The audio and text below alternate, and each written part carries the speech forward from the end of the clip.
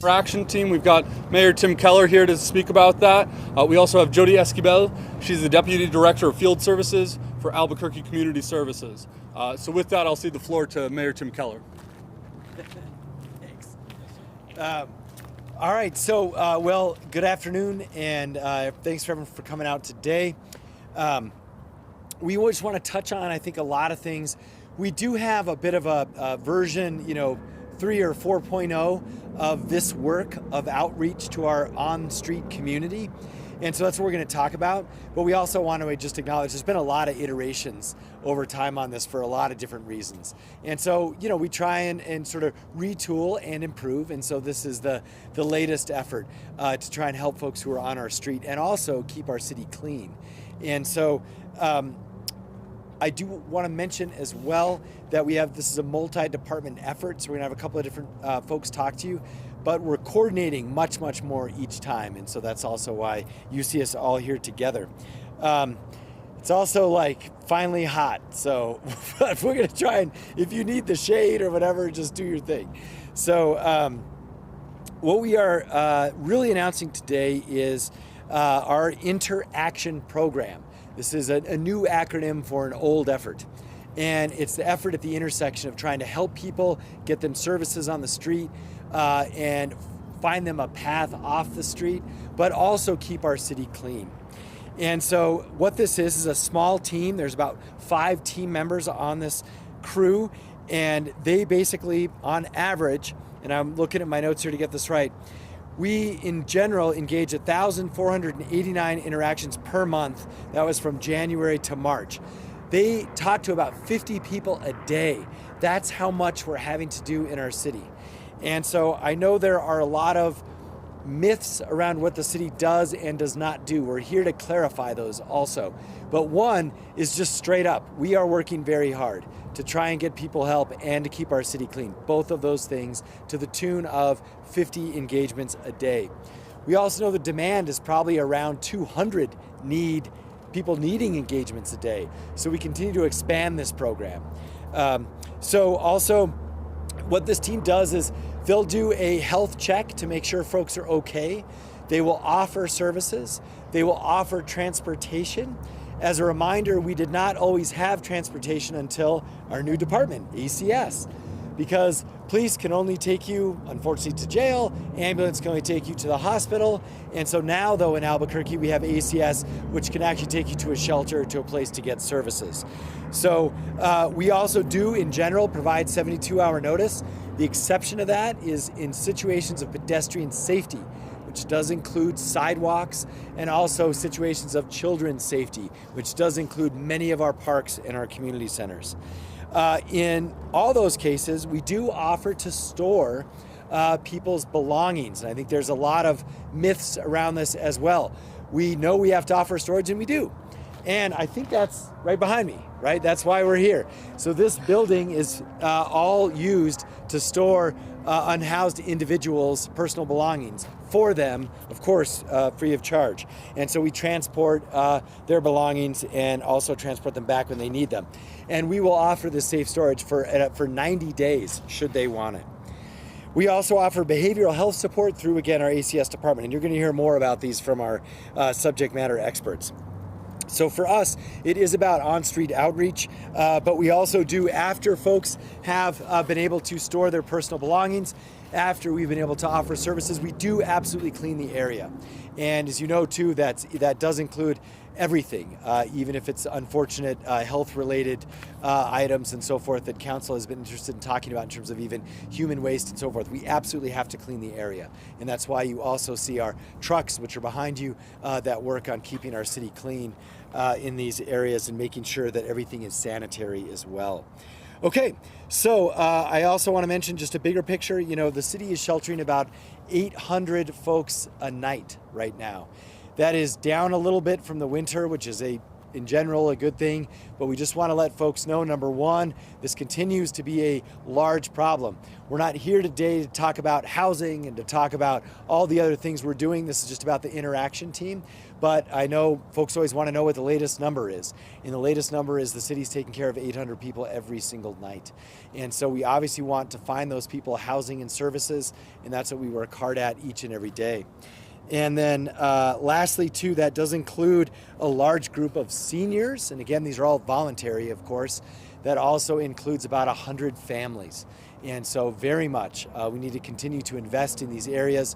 You're going to see at City Council some different ways we can improve our West Side shelter, finish the Gateway, and maybe even provide some other services with respect to addiction and treatment.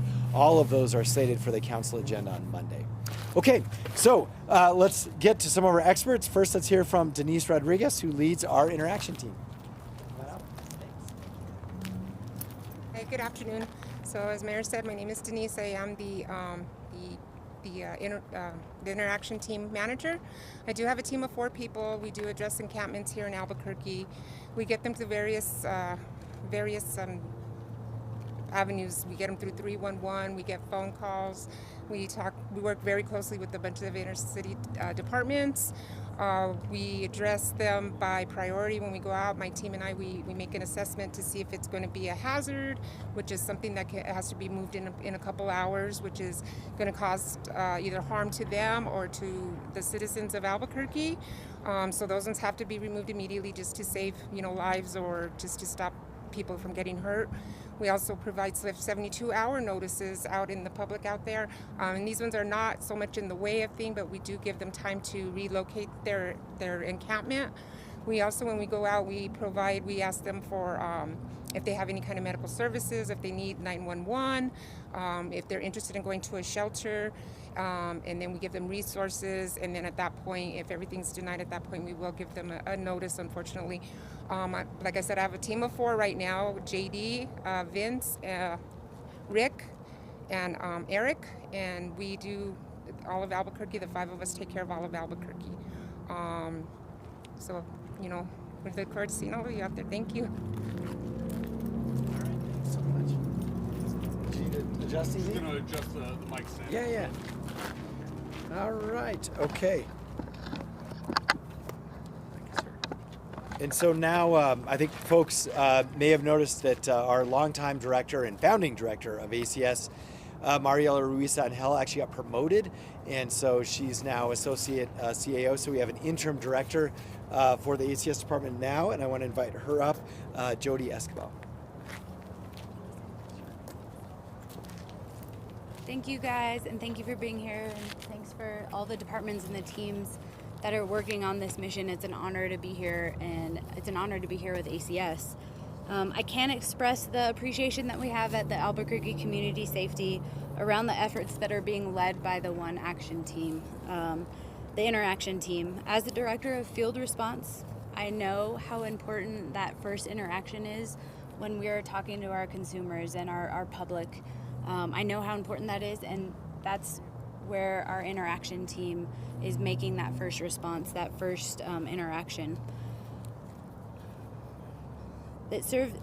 In that interaction, I know they talked about it a little bit here, is that they can offer resources, and ACS comes to the table with many resources that the city didn't have before, and so now we can come in, ACS can make an assessment of what's going on after the InterACTION team makes contact. So now we have a co-response within the city to have the right response at the right time, right?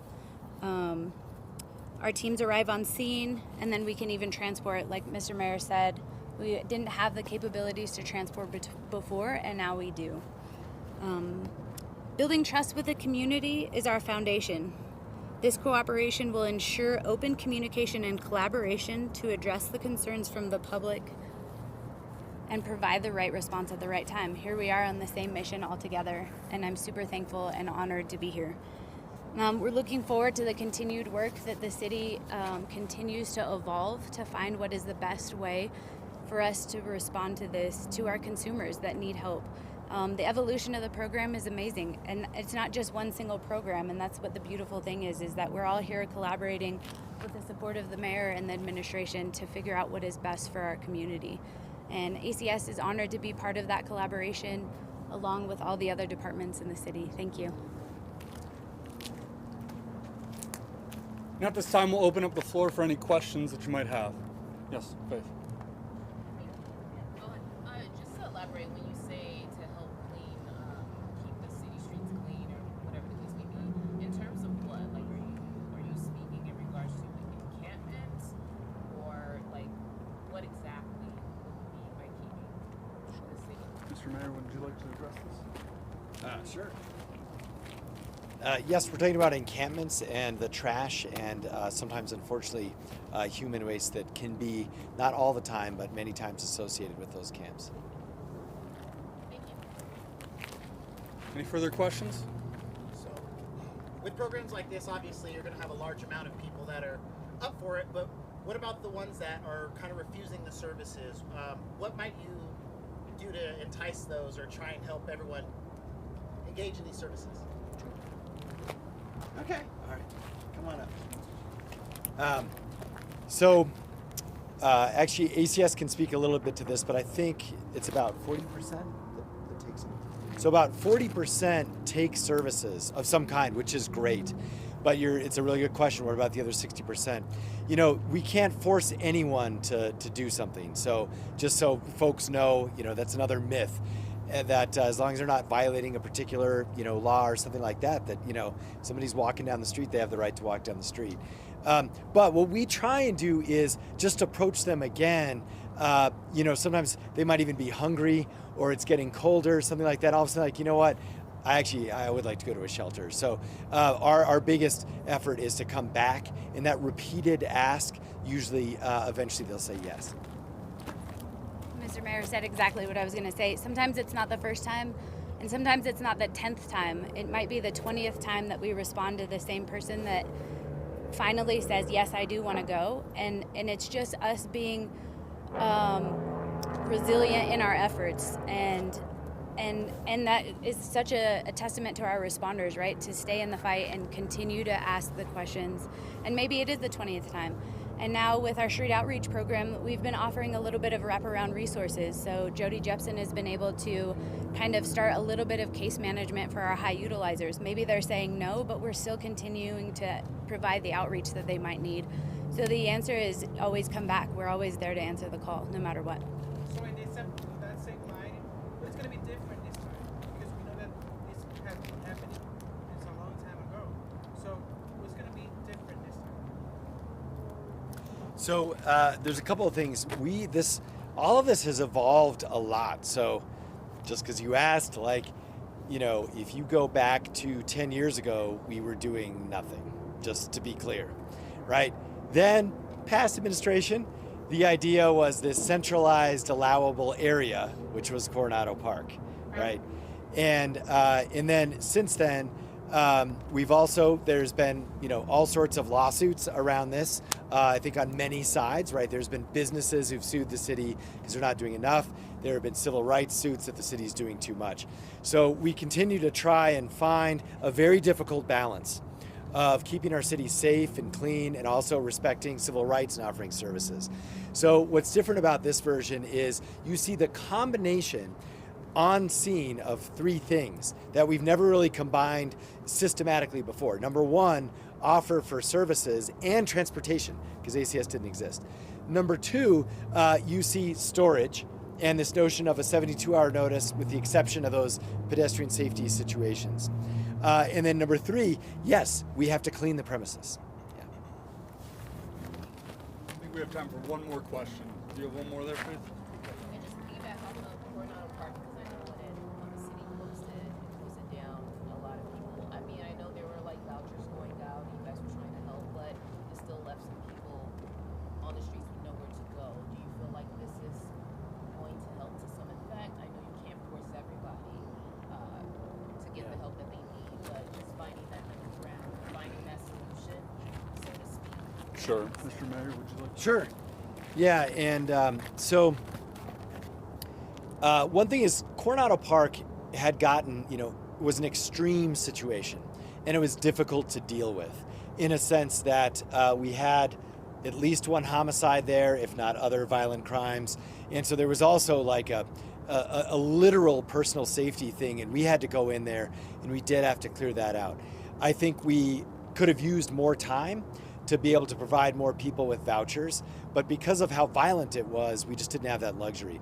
What you saw when we had to do a similar program underneath First Street was much more effective, where we were able to get, I think, just by memory, about 80% of the people took services. There was only a handful that didn't. That was much, much better done. But it was a smaller group, and it wasn't, literally violent each night. So we got better at it, and now I think you see us continuing to improve. And the last thing I would say, we love the concept of vouchers. We did about 1,300 vouchers in the last year, and we want to continue to increase that. Our challenge right now is there's not always a particular room available on that given night. And so it requires a lot more coordination with both hotels, but apartment goers, apartment owners, and things like this. So we're continuing to increase our voucher program, but there's not always a place available. And that's why we have to use shelters. That's why we have to use the West Side shelters. So there is not always an apartment available or a hotel room every night. Often there is, but to line up the voucher, it takes a lot of coordination. It's difficult, but we've gotten better at it each month. Yeah, thanks, good questions. Thank you all. Have a good weekend. Thanks. Thank you all for coming. We'll be sending out a press release shortly, and you'll certainly have my contact as well for any further questions if you have any more information you're seeking. So thank you for coming and joining with us today. Thank you all.